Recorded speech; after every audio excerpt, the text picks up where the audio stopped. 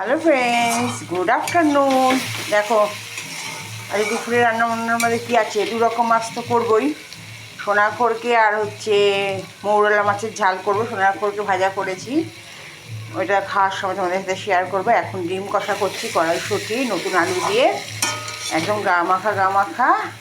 তার সাথে হচ্ছে গোল গোল করে চাকচাক করে বেগুন ভাজা, আর এই ভাত, বেগুন ভাজা, ডিমের কষা একদম গা মাখা।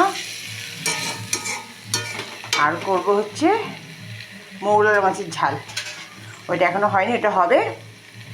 আর সোনাখোরকে মাছ ভাজা। এই হচ্ছে আজকে আমার রান্নাবান্না। তোমরা কে কী রান্না করছো অবশ্যই একটু কমেন্টস করে জানিও। এই দেখো, এটা হচ্ছে বড়মশাইয়ের জন্য ডিম কষা, একটু টেস্ট করতে দেবো ওকে।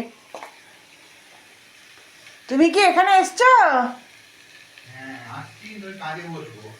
আচ্ছা, এটা একটু টেস্ট করে বলো তো কেমন হয়েছে।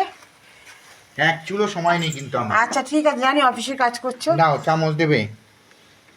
চামচ তুমি হাত দিয়ে খাও একটুখানি, আমার চামচ এখন আনতে গেলে দেরি হয়ে যাবে। পুরো কুকড হয়েছে। বাহ, ভালো আছে। ভালো আছে, মটরশুঁটি দিয়ে নতুন আলু দিয়ে ডিমের ডিমের কষা কালিয়া তো না, ভালো আছে না? চলো ওটা নামাবো, নামিয়ে মাছগুলো করবো এবার।